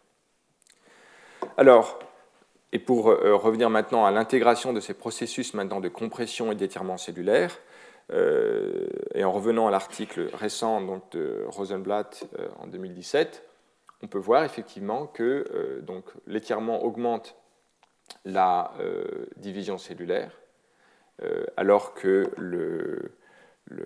l'augmentation de l'encombrement cellulaire augmente le phénomène d'extrusion. Donc on peut, et piezo joue un rôle dans ces 2 cas. Donc on peut à partir de là considérer que dans un tissu, suivant les conditions d'encombrement, de compression ou d'étirement, les cellules vont faire évoluer la proportion de cellules qui vont extruder ou se diviser, et qu'il y a une condition homéostatique dans laquelle non seulement les 2 vont s'équilibrer, mais les 2 surtout, il va y avoir en fait une réduction maximale du nombre de divisions, de prolifération, d'extrusion cellulaire, et ces conditions en fait homéostatiques se situeraient. Là, on est dans un modèle en 2 dimensions d'un tissu, par exemple à l'extrémité du tissu de la villosité intestinale. Alors en fait, ça c'est une étude de 2017, mais elle revient à une étude plus ancienne, qui à ma connaissance, c'est la première à avoir proposé en fait cette notion d'équilibre entre croissance cellulaire et mort cellulaire en 3 dimensions, en définissant ce concept de pression homéostatique, qui est la pression à laquelle en fait il y a un équilibre entre le phénomène d'apoptose, de mort cellulaire, et de croissance cellulaire. Donc, par exemple, dans cette expérience de pensée dans laquelle on peut imaginer dans un conteneur à moitié d'un compartiment ou d'un tissu en croissance, et dans l'autre, on a un ressort qui maintient la position d'une paroi, et on peut donc imaginer la croissance cellulaire dans le tissu à gauche, et au-delà de cette pression homéostatique, on va à ce moment-là déclencher un phénomène d'apoptose cellulaire qui va donc équilibrer, qui va maintenir donc dans une position stable cette paroi. Maintenant, imaginons une condition dans laquelle on va mettre en compétition deux tissus, dont on va dire, en ayant défini ainsi la pression homéostatique, qu'elle va être différente. Pour un tissu, la pression homéostatique va être différente, va être supérieure à l'autre. Si l'on part dans des conditions où les deux tissus occupent un volume égal, on a voilà, ici, l'augmentation de la prolifération dans ce tissu va en fait atteindre à un moment une valeur de la pression homéostatique de ce tissu H qui va induire l'apoptose, de sorte que ce cellule en fait, va réduire son volume global, alors que l'autre tissu qui, lui, en dessous de sa pression homéostatique, va continuer à croître, et donc progressivement, on va avoir une disparition du tissu H au détriment du tissu T, en raison de la différence de valeur de la pression homéostatique dans l'un comme dans l'autre. Et par exemple, les auteurs proposent que cela pourrait être une façon de comprendre le phénomène mécanique à l'œuvre dans l'évolution d'une tumeur. Alors, si on veut intégrer ça, par exemple, à des éléments génétiques, on dirait que les conditions génétiques, dont on sait qu'ils jouent un rôle important dans une déterminisme du comportement d'une tumeur, joueraient justement sur ce paramètre de pression homéostatique du tissu. Pour quelles raisons une cellule dans telle condition va avoir ou non l'induction de l'apoptose ou au contraire continuer à proliférer. Donc on peut tout à fait intégrer cette description mécanique du processus en imaginant des facteurs génétiques qui prédisposent les cellules ou régulent leur pression homéostatique. Et par exemple, dans les conditions de compétition cellulaire que l'on a vu la dernière fois, ou plutôt il y a 15 jours, et en raisonnant dans deux dimensions, dans le tissu imaginal de la drosophile, dans lequel cette compétition cellulaire a été caractérisée et étudiée, on peut considérer que donc, les cellules winner ont une pression homéostatique qui est supérieure à la pression des losers, et que donc on aurait exactement le même processus d'envahissement d'un tissu par rapport à l'autre, en induisant l'apoptose des cellules qui seraient au-dessus de leur pression homéostatique en vert, jusqu'au moment où en fait, l'ensemble du tissu est en fait, quasiment dominé par le tissu winner. Et c'est un phénomène que l'on a vu lorsque, par exemple, on surexprime MYC, qui confère le statut de cellule winner. C'est leur pression homéostatique, d'après cette description dans cet article en 2009. On pourrait interpréter cela comme une évolution par des facteurs comme MYC de la pression homéostatique de ces cellules. Alors cette pression homéostatique, ce n'est pas exactement comme la pression que l'on peut mesurer dans le tissu, parce qu'en fait, il y a des équilibres de fluide à travers la paroi, d'accord ? C'est plutôt, enfin, c'est pas exactement la même chose, et je vous renvoie à l'article qui détaille cela et qui discute cela en détail. Alors, allons un peu plus loin dans cette direction, en voyant maintenant, au niveau cellulaire, comment on peut interpréter voilà, cette notion de pression homéostatique en voyant les paramètres de dynamique des jonctions, qui, comme on l'a vu abondamment l'an dernier, en fait, gouvernent la forme et l'existence de cellules. Et là, un article que je trouve vraiment particulièrement intéressant qui montre comment le phénomène de compétition entre deux cellules peut s'interpréter en termes de dynamique relative des jonctions, qui, comme on le sait, sont ce qui en fait, détermine la forme, la mobilité d'une cellule. Donc imaginons, de façon diagrammatique, après je vous montrerai les données, un tissu winner en vert et un autre tissu qui va perdre en violet. Et imaginons par exemple que pour des raisons génétiques, les cellules winner en fait, ont une tension corticale, une tension d'interface cellulaire qui est supérieure aux cellules en violet. À ce moment-là, cette distribution, donc c'est représenté par ce terme gamma, qui va être supérieur aux interfaces vertes qu'aux interfaces violettes, et même qu'à l'interface entre les deux, gamma WL. Et cette tension différentielle va induire, comme on l'a vu l'an dernier, de l'intercalation cellulaire, et par exemple, ces deux cellules vont se séparer. Elles vont ainsi isoler une cellule perdante, entourée progressivement par des cellules en verte. Et cette évolution des interfaces cellulaires et de l'environnement géométrique d'une cellule pourrait induire, alors en fait ici dans cette étude corrèle avec l'induction de son apoptose et donc l'envahissement progressif du tissu en verre. Donc on voit ici que l'interprétation cellulaire de ce phénomène d'extension d'un tissu au détriment de l'autre peut s'interpréter comme par exemple les régulations de la tension corticale aux interfaces cellulaires qui va modifier en fait le voisinage des cellules, peut les voir situées dans un environnement où la signalisation qu'elles reçoivent est modifiée. Vous vous souvenez que pour la compétition cellulaire, on avait mentionné des phénomènes de signalisation à courte distance, de facteurs trophiques, etc. Donc on peut imaginer aisément que des modifications de l'environnement cellulaire par ces réarrangements topologiques pourraient induire de telles modifications de signaux reçus et échangés par les cellules et induire ainsi une évolution de leur survie relative. Alors pour les données précises, voilà les expériences qui ont inspiré ce modèle, en particulier ici une condition où on a un clone de cellules qui est sauvage dans un environnement qui surexprime MYC. Donc les cellules en vert sont gagneuses, elles s'expriment plus de MYC. Et on voit ici un phénomène d'intercalation cellulaire à la frontière du clone de cellules sauvages, une cellule qui va être isolée. Voilà. Et les auteurs montrent effectivement qu'à l'interface entre les cellules gagneuses en violette, les cellules gagneuses en verte, ici, une cellule sauvage en violet et une cellule qui surexprime MYC, la tension corticale est plus importante. Et ici, on a l'expérience inverse dans laquelle le clone de cellules va surexprimer un dominant négatif de PI3 kinase, donc il va inhiber PI3 kinase, et ces cellules sont losers, et elles ont une tension corticale réduite par rapport aux cellules contrôle sauvages autour en vert. Donc dans différentes conditions, il y a bien en fait cette modification de la tension corticale qui corrèle avec ce comportement en fait, d'intercalation qui va isoler des cellules.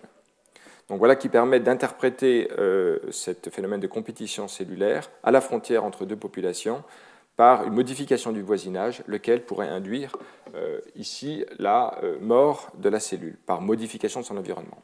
Une autre façon de faire en fait, cette compétition, c'est aussi si l'envahissement d'un clone supercompétiteur comme ici RAS-V12, une forme activée de RAS, induit en fait la compression de cellules sauvages en vert à l'intérieur de ce clone, et cette compression, par exemple, en étant dans des conditions au-delà de la pression homéostatique, telle que modélisée par l'article dont je parlais tout à l'heure, induirait la mort, l'extrusion de ces cellules, et on a vu effectivement toute une phénoménologie en culture de cellules qui montre que la compression des cellules, les réductions des facteurs géométriques jouent sur induit en fait leur apoptose ou leur extrusion.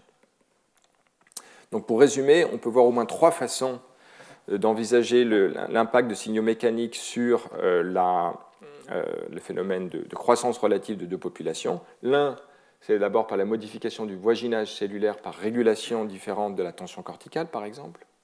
L'autre, c'est par un phénomène de compression qui induirait de l'apoptose cellulaire. Alors ici, on a un clone de cellules qui croît plus que son environnement et qui induit donc une mort cellulaire. En périphérie, par augmentation de la pression de ces cellules au-delà d'une pression homéostatique. Et dernier point, lorsqu'une cellule est extrudée, les changements géométriques des cellules voisines qui occupent l'espace laissé par la cellule morte induisent un étirement de ces cellules. Alors, étirement des cellules, on l'a vu abondamment, corrèle toujours avec augmentation de la prolifération cellulaire, de sorte qu'il y a une prolifération pour compenser la perte d'espace induite par l'extrusion des cellules. Voilà au moins trois façons différentes, et je vous renvoie à cette excellente revue qui étudie en détail, dans le contexte de la compétition cellulaire, les paramètres mécaniques qui jouent dans ces différents scénarios. Et donc il y a une multiplicité de voies par lesquelles la mécanique peut jouer au niveau cellulaire pour réguler le comportement des Alors voilà qui nous amène finalement au dernier stade de ce cours dans lequel on va étudier l'intégration de tout cela dans un contexte de croissance physiologique où on va essayer de comprendre, 1, l'homogénéité de croissance, 2, l'arrêt de la croissance, qui est la grande question qui nous occupe. Voilà, mais il me semblait essentiel, pour répondre à cette question, de voir tout le substrat cellulaire et l'historique de données qui accréditent une grande partie des hypothèses formulées dans les articles que nous allons maintenant voir.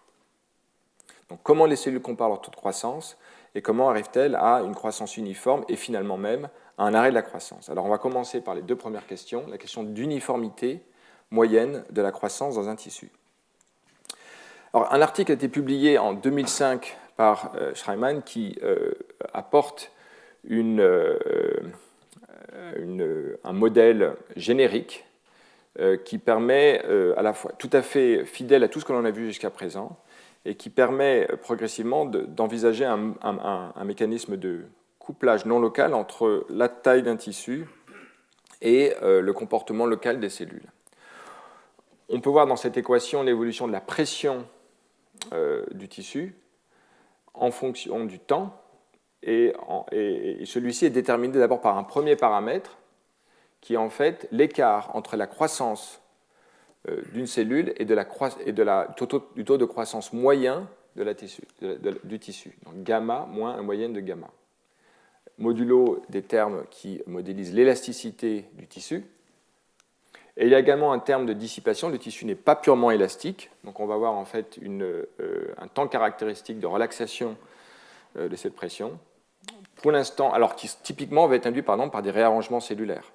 Les réarrangements topologiques, les T1, que l'on a vu juste avant, sont typiquement une modalité en fait, de relaxation de cette pression par un phénomène de dissipation. Alors pour l'instant, on va un petit peu mettre cela de côté pour raisonner en fonction de cette relation entre évolution de la pression et puis l'écart entre la croissance locale et la croissance moyenne. Donc ça, c'est typiquement pour modéliser le scénario dans lequel on aurait une espèce de croissance locale plus importante que la valeur moyenne et voir comment le système peut éventuellement corriger cette discordance. S'il n'y avait pas de mécanisme de correction, on voit comment il pourrait y avoir une divergence avec les effets que l'on a vus précédemment où l'écart de croissance entre deux populations peut induire de la mort cellulaire localement et induire l'envahissement d'un tissu par rapport à l'autre. Donc ça, c'est la condition, on va dire, tumorale, évidemment.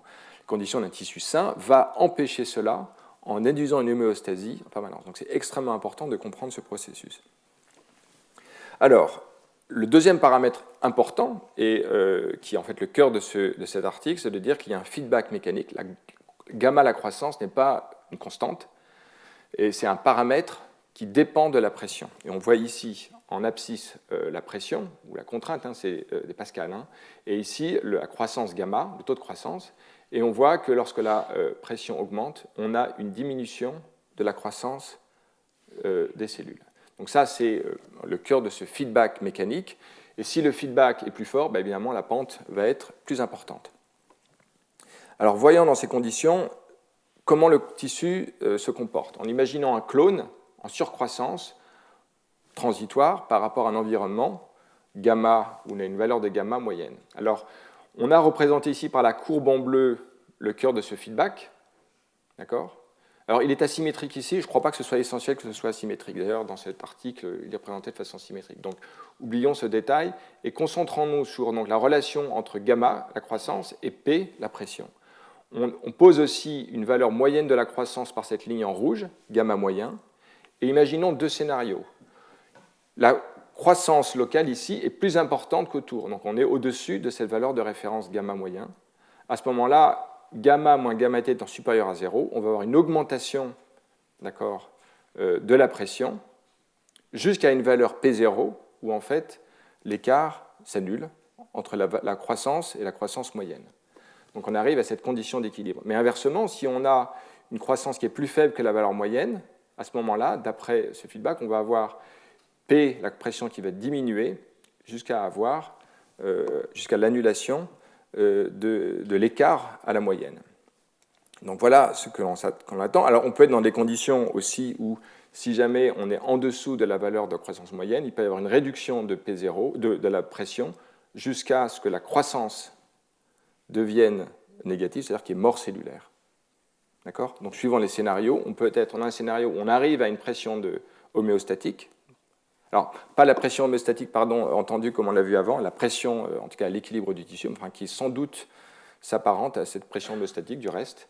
Et puis, ici, une condition où on est en dessous, où la courbe, donc ça c'est le feedback négatif qui est représenté par cette courbe, et qui dicte l'évolution de la croissance en fonction de l'évolution de la pression. Si on est bien en dessous, à ce moment-là, on ne peut jamais arriver à une pression homéostatique, en fait les cellules vont mourir. Alors, on voit bien maintenant que le terme de relaxation ici va simplement jouer sur l'étendue de la mémoire du système. Si on est dans un modèle purement élastique à grande mémoire, le système se comporte comme un intégral feedback, dans lequel en fait, c'est l'écart accumulé au cours du temps entre la croissance locale et la croissance de référence, la croissance moyenne, qui va induire en fait une rétroaction, qui va jouer modulo le terme de feedback mécanique sur l'ajustement de la croissance dans le tissu pour arriver à un niveau moyen. Mais si jamais on a un terme de relaxation, on voit bien que l'étendue de cette restauration va être diminuée. En fait, on va avoir un système qui va être moins adaptatif, moins parfaitement adaptatif. L'impact de ce processus en termes de régulation des écarts de croissance peut se voir dans ce graphe où on représente le log de l'augmentation des cellules en fonction du temps. On a une croissance donc exponentielle pour le tissu de référence, le background si l'on veut, et le clone va avoir d'abord une croissance plus importante, mais par l'intermédiaire du feedback mécanique, on va avoir une réduction du taux de croissance jusqu'au stade où en fait le tissu qui est en surcroissance va avoir un taux de croissance équivalent au tissu environnant, et donc l'écart par rapport à la norme devient constant, au moment qu'on est arrivé à une espèce d'homéostasie du tissu. Alors pour maintenant resituer dans le contexte d'un clone en surcroissance, d'accord, on peut voir maintenant le cas du clone donc, en violet, représenté ici. La pression va s'ajuster jusqu'à cette pression de référence P0, qui va limiter par rétroaction la croissance du tissu. On va être bloqué dans cette configuration-là, où gamma la moyenne de gamma est égale à 0. Mais le tissu environnant, alors juste à proximité, en fait, il peut se retrouver la configuration dans laquelle la pression va être tellement importante que gamma va être négative, c'est-à-dire qu'il va y avoir mort cellulaire. Donc on va avoir une mort cellulaire juste en périphérie du clone en surcroissance, on est ici. Alors qu'à plus grande distance, par exemple ici, en fait la pression va être plus importante et on va être proche d'une valeur où la croissance de ce clone va être proche de gamma moyen, et à ce moment-là, on va avoir une autre, on va avoir une annulation de cette différence de taux de croissance, et donc le système est stable dans une pression, on va dire P0' pour ce tissu. Donc on voit bien avec ce modèle comment en fait, on lisse les écarts de croissance transitoires vers une forme d'harmonie de croissance entre les deux populations qui, au départ, étaient déterminées à avoir une croissance différente. Alors, puisque nous avons vu la dernière fois le rôle des morphogènes, de ces facteurs diffusifs qui jouent un rôle dans la croissance cellulaire, il convient d'intégrer maintenant ce feedback mécanique avec le rôle du morphogène. Donc ici, ce morphogène, dont on voit une distribution exponentielle, donc est un élément central du système. Et comment coupler le feedback mécanique et le morphogène? On va dire d'abord, qu'il y a ce feedback mécanique, deux, que la croissance va atteindre un maximum, et que ce maximum dépend de la valeur du morphogène. L'autre paramètre qui n'est pas essentiel, mais qui est décrit dans ce papier, c'est que le morphogène ne scale pas avec le tissu. Alors d'abord, outre que c'est faux, c'est même pas essentiel. En tout cas, c'est une chose qui est décrite ici. Alors on peut décrire l'énergie du système, on va retrouver toutes les choses que l'on a déjà vues, en termes de tension de ligne, de compressibilité des cellules, et puis des termes aussi qui régulent en fait la hauteur du tissu, le volume étant égal à la hauteur fois le périmètre. Et donc tous les paramètres de forme cellulaire sont corrélés l'un à l'autre.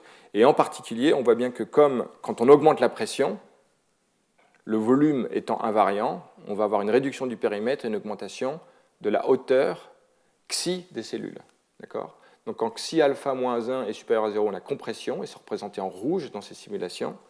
Et quand xi alpha moins 1 est négatif, les cellules sont étirées, et c'est représenté en bleu dans ces simulations. Donc à partir d'une colonie de départ, dans laquelle il y a des divisions cellulaires, on voit avec ces différents paramètres l'évolution de la valeur de P dans le système, qui en fait est négative en périphérie, c'est-à-dire que les cellules sont étirées, alors qu'elle est positive au centre, les cellules sont comprimées, et on voit progressivement un arrêt de la prolifération cellulaire. En vert, vous avez représenté la décroissance exponentielle du morphogène, qui ne scale pas avec le tissu, et on voit bien en fait que l'action conjuguée, donc le morphogène, lui, induit la prolifération cellulaire, il n'atteint pas le bord, mais étant donné l'augmentation du stretch en périphérie, il y a une compensation de l'absence du morphogène par l'induction de l'étirement des cellules qui induit la division cellulaire.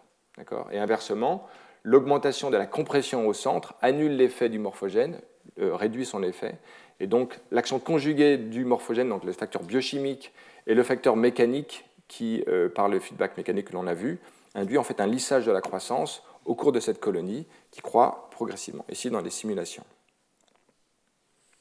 Et on peut voir ici, donc dans l'espace, dans le plan de phase où on a la concentration du morphogène et la pression, donc les deux facteurs qui régulent gamma. Gamma est une fonction de M et de P, de M positivement et de P par le feedback mécanique. Et on voit, donc ici on a des lignes de croissance égales, donc gamma égale 0 ou des valeurs positives, et on voit au cours du temps dans les simulations que le système évolue le long, globalement, de lignes de croissance à peu près égales, ce qui et donc résulte de cette action en fait, conjuguée du morphogène et du feedback mécanique qui lisse la croissance statistiquement sur l'ensemble du tissu. Ça, c'est pour l'homogénéité de la croissance dans un tissu soumis à l'effet positif d'un morphogène et à l'effet négatif de la croissance qui rétroagit sur la division et la croissance cellulaire. Alors on voit ici effectivement des simulations qui, de surcroît, arrivent à prédire un arrêt de croissance. On a ici un certain nombre de simulations où n augmente et arrive à une valeur plateau. Donc l'explication fondamentale de cet arrêt de croissance, c'est qu'à un moment, la concentration du morphogène tombe en dessous d'une valeur seuil en périphérie. On a un arrêt de la croissance qui induit la compression du centre et donc l'inhibition totale de la prolifération au centre. Donc finalement, c'est le mismatch entre le morphogène qui ne scale pas avec le tissu et puis l'augmentation de l'étirement des cellules en périphérie du fait de l'arrêt de croissance qui rétroagit sur le centre et arrête toute la croissance. Et on peut voir ici que la taille du tissu dépend donc de ces deux paramètres, M, la concentration du morphogène. Donc on a ici en noir la valeur des références, une certaine valeur du morphogène et une certaine valeur du feedback mécanique Q. Et on a ici la dimension, D et lambda, c'est la longueur caractéristique du morphogène. D'accord ? Donc quand on augmente la longueur caractéristique du morphogène, le tissu est plus grand, c'est normal, vu que c'est en fait cette substance verte qui s'étend plus loin. Mais maintenant, si jamais on augmente par exemple le feedback négatif de la mécanique Q, on va avoir une croissance qui est on va avoir un arrêt de la croissance plus tôt et une croissance plus faible, et inversement, lorsqu'on augmente le morphogène, en laissant intact le feedback mécanique, on augmente la croissance. Donc on voit bien l'effet conjugué de ces deux paramètres dans la taille finale du tissu. Alors je représente rapidement un modèle qui, en gros, repose sur les mêmes piliers que celui-ci, proposé par Egerter la même année, et qui repose sur l'idée aussi d'un morphogène. Alors là, dans leur papier, il y a un scaling avec le morphogène. C'est pour montrer que finalement, on peut modulo quelques petites modifications assez subtiles. On peut retrouver le même type de comportement asymptotique du système avec un arrêt de croissance et une uniformité de la croissance, même dans des conditions qui collent avec les deux conditions expérimentales, où le gradient de morphogène scale avec le tissu. Mais finalement, on a le même phénomène où la croissance est tout d'abord plus importante au centre en raison du facteur de croissance. Les cellules sont étirées en périphérie, ce qui va promouvoir leur croissance. Ces cellules vont se diviser, ce qui va relâcher effectivement l'étirement, mais elles vont être suffisamment étirées encore pour comprimer le centre et réduire la prolifération au centre. Et la croissance va s'arrêter quand la compression au centre devient plus importante que les facteurs promouvant la croissance, le morphogène. Et en fait, l'augmentation du stretch en périphérie augmente avec la taille de la colonie. Donc il y a un facteur géométrique de la colonie qui joue. Voilà, donc je ne vais pas rentrer plus dans les détails, c'est en gros le même modèle avec quelques petites subtilités et qui montre que l'on peut, avec ce feedback mécanique, expliquer non seulement l'homogénéité, mais également l'arrêt de croissance en le conjuguant à l'effet d'un morphogène. Alors, il s'agit de simulations. Et donc, ces études ont en fait motivé un certain nombre d'études expérimentales pour voir dans quelle mesure un certain nombre d'hypothèses princeps de tissu en fait si elles étaient plausibles. Alors, différentes études ont montré que dans ce tissu disque imaginal en croissance, il y a effectivement une augmentation de l'aire des cellules en périphérie, une réduction des cellules au centre, avec conjointement une augmentation de la hauteur des cellules au centre et une réduction en périphérie. Donc, des facteurs qui semblent compatibles avec des descriptions phénoménologiques du modèle de Schreimann dans lesquels il y a, et de Egerter, dans lesquels il y a un volume globalement constant, présenté en rouge, avec une augmentation de la hauteur et réduction du périmètre au centre pour des cellules qui seraient comprimées. Alors ici maintenant on a des facteurs géométriques plus intéressants qui montre, en utilisant le tenseur de texture qui décrit en gros l'anisotropie locale d'un tissu, en regardant une cellule par rapport à ses voisines. On peut mesurer un terme d'orientation de cette texture qui est en fait orientée de façon tangentielle en périphérie du tissu. On ne voit pas très bien, vous pouvez retrouver l'article. Et en regardant maintenant l'amplitude de cette anisotropie, on peut voir qu'elle est plus importante en périphérie du tissu qu'au centre. En regardant maintenant le centre de symétrie de cette texture anisotrope, on peut voir qu'elle corrèle en fait avec le centre de masse du tissu, qui suggère en fait un lien entre la croissance et l'augmentation progressive de ces paramètres géométriques d'air, de hauteur et d'anisotropie de forme. Alors là, c'est présenté à un stade donné, mais en fait, à différents stades du développement, on voit ce type de modification induite. Alors, les cellules au centre semblent plus comprimées qu'en périphérie. Alors, ce n'est pas une mesure directe, difficile de mesurer la pression dans ces tissus, mais en revanche, la tension peut s'inférer en regardant la relaxation différentielle de différentes jonctions et en périphérie, voir qu'il y a une relaxation plus importante que au centre du tissu, avec en tout cas les jonctions qui sont orientées de façon tangentielle par rapport au tissu, donc en jaune ici, alors que les jonctions qui sont radiales, en rouge, elles n'ont pas de différence fondamentale de relaxation, qu'on soit au centre ou en périphérie. Conjointement à cette relaxation différentielle des cellules, qui donc colle avec l'idée que les cellules sont étirées, il y a une distribution non uniforme, anisotrope de myosine 2, et donc de la tension corticale de ces cellules. On peut voir cela quantifié. Et donc, les cellules en périphérie, progressivement, en même temps qu'elles sont étirées, ont en fait des câbles d'actomyosine qui s'accumulent de façon polarisée, tangentielle, conjointement avec la croissance progressive du tissu. Alors voilà une corrélation. Un certain nombre d'études, donc dans ces 3 articles publiés à différents moments, ont permis de montrer que quand on modifie la croissance de cellules dans un clone, peu importe les détails génétiques, on a toujours le même phénomène, à savoir qu'il y a une modification de l'anisotropie des cellules de façon non autonome autour du clone, avec un étirement de ces cellules autour du clone.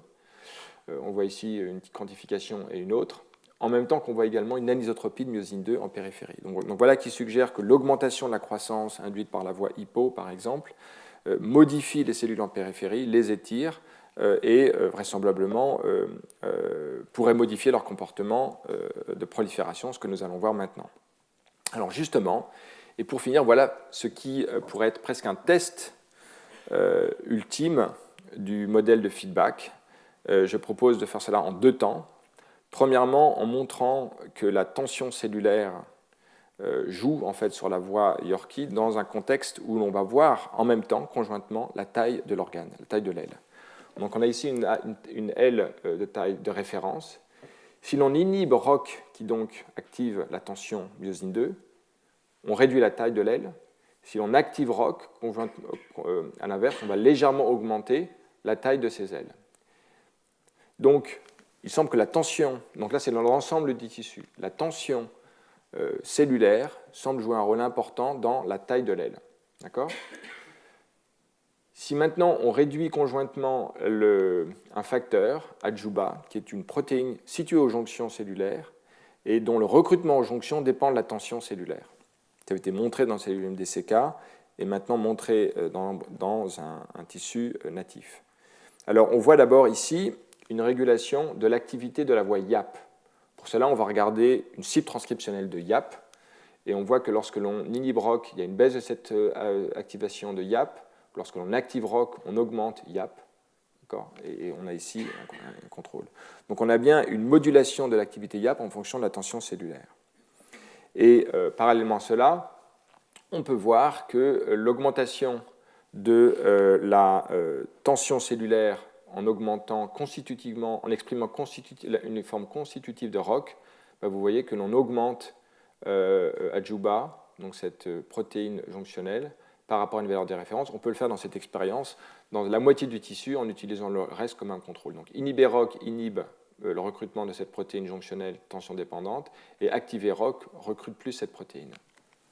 Alors si on met l'ensemble dans un modèle, on a l'idée selon laquelle la tension intercellulaire, on a vu ça en détail ces 2 dernières années, médiée par les cadérines par exemple, augmente, donc l'augmentation de la tension de l'interface cellulaire augmente le recrutement de Adjuba, cette protéine en bleu, et Ajuba, qui donc se lie à alpha-caténine, séquestre, parce qu'elle se lie directement à Warts, la kinase qui inhibe Yorkie.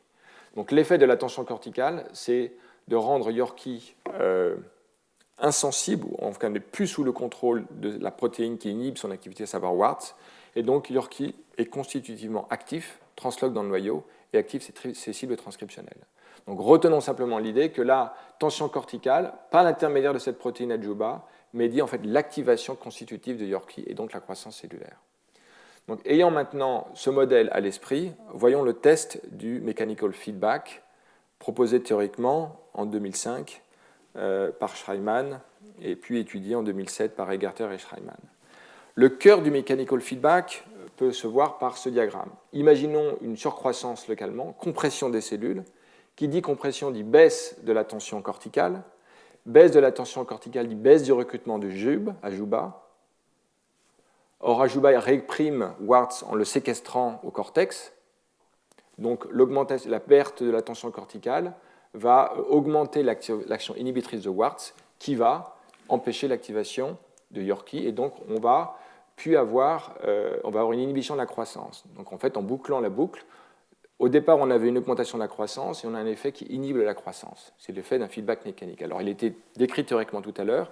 Ici, on a un scénario moléculaire et on va voir l'impact en modifiant les paramètres de ce système in vivo. Alors, on commence par cette première étape où l'on induit une compression en faisant un clone de cellules qui va surexprimer. Alors ici, les auteurs utilisent une cible transcriptionnelle de Yorkie, qui est un micro-ARN, Bantam, qui en fait inhibe l'apoptose et promeut la croissance cellulaire de différentes façons. Donc, quand vous voyez un clone, on va considérer que c'est en fait une cible majeure qui régule la croissance d'un tissu, une cible de Yorkie. Donc, lorsque l'on force l'expression de ce facteur, on peut voir tout d'abord une baisse quantifiée ici et observable ici de la concentration de myosine 2 au cortex.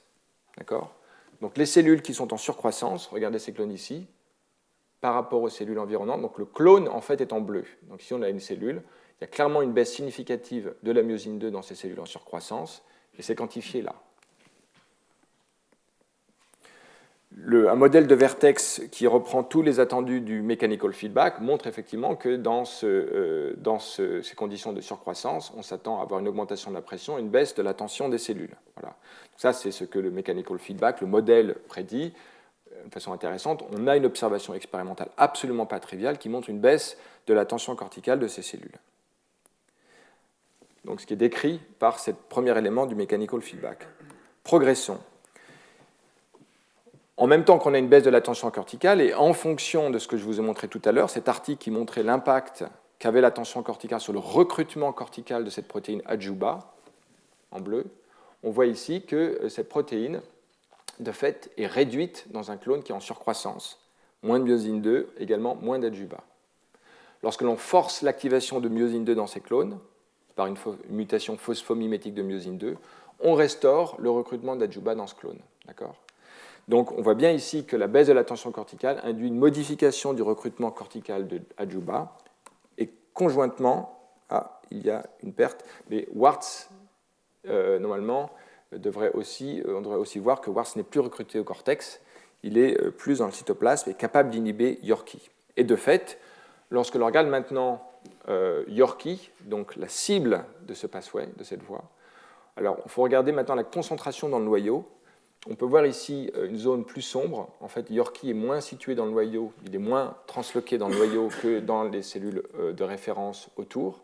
Donc on voit une espèce de halo blanc, voilà, qui est quantifié. Donc il y a une baisse de la translocation nucléaire de Yorkie dans les cellules qui sont en surcroissance, mais une surcroissance forcée par un système ectopique génétique, le système GAL4.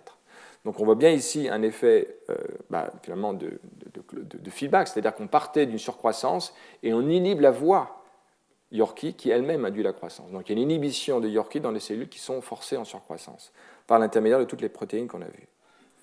Alors si jamais il y a effectivement un feedback, on s'attendrait à perdre l'homogénéité de croissance qui est un des attendus immédiats et même un effet principal du mechanical feedback si l'on bloquait à différentes étapes toute cette voie qui est celle du mechanical feedback. Si par exemple on forçait constitutivement myosine 2, si l'on inhibait Ward, ce qui empêchait l'action régulatrice du feedback, ou si jamais on forçait l'expression, dans un contexte où l'on force l'expression de momentum, on verrait une perte d'homogénéité de croissance. Regardez ici, on a l'incorporation du BRDU. Dans ces conditions, on surexprime Bantam ou on surexprime, où on inhibe Warts, pardon, et enfin ici, où on a une expression constitutive de myosine 2.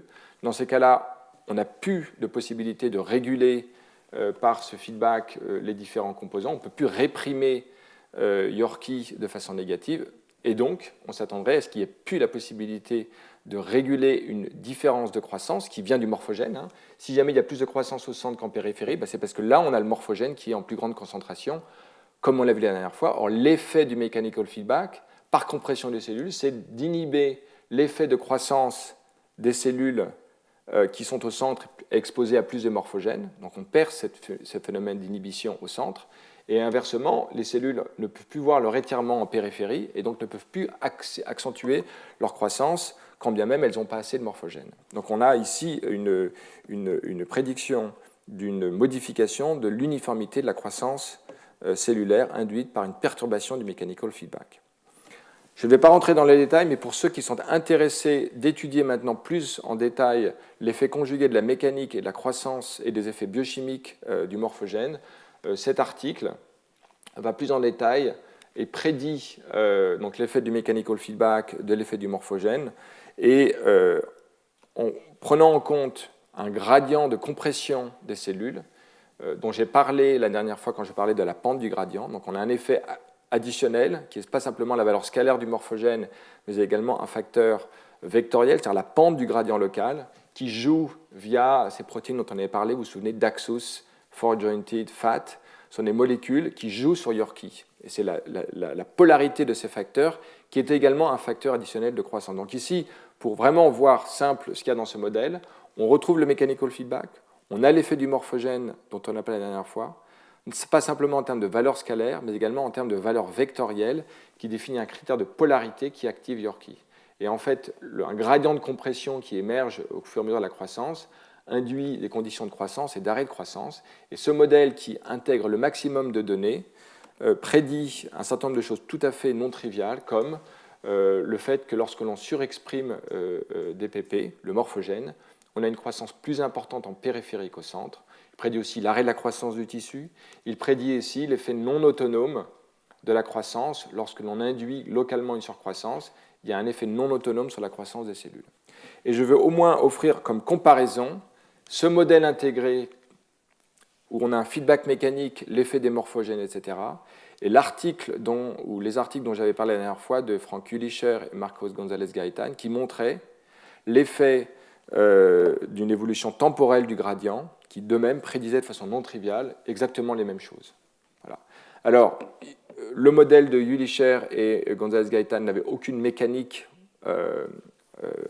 intéressante, qu'il n'y avait pas de mechanical feedback dans ce modèle. Il y avait de la mécanique au sens où les cellules étaient décrites par des couplages élastiques, etc. Mais il n'y avait pas de feedback mécanique, comme expliquant l'homogénéité et l'arrêt de croissance. Mais ces deux modèles arrivent, en tout cas de façon à peu près égale, à la prédiction d'un grand nombre de perturbations non triviales. Et je pense que c'est important de considérer l'effet peut-être conjugué de ces effets dynamiques du morphogène et les aspects mécaniques. Voilà, qui me permet d'arriver à la conclusion de ce cours, en rappelant que, donc, en précisant donc, que l'effet de feedback mécanique permet de corriger les hétérogénéités de croissance transitoires par un phénomène de compensation qui peut se voir, par exemple, dans le phénomène de compétition cellulaire. Et juste pour élargir un tout petit peu, on y arrive presque à la conclusion, c'est l'importance de voir qu'ici on a vu des phénomènes de compensation dès lors qu'on avait des hétérogénéités de croissance. Le cœur du mechanical feedback, c'est de corriger une hétérogénéité transitoire de croissance. Mais il y a des cas dans lesquels il n'y a pas de phénomène de compensation, Et également, il est aussi important de voir qu'il y a des cas de croissance qui ne sont pas homogènes, qui sont importants pour la morphogénèse. J'avais parlé du bec des oiseaux, le membre du poulet, il y a des domaines de croissance. Donc il est faux de croire que dans tous les cas, il y a homogénéité de croissance et qu'il existe des phénomènes, des mécanismes de rétroaction qui lissent une hétérogénéité de croissance. Il y a des cas pathologiques où effectivement, de fait, ces phénomènes de compensation n'existent pas et induisent et pourraient participer au phénomène de croissance, d'explosion tumorale.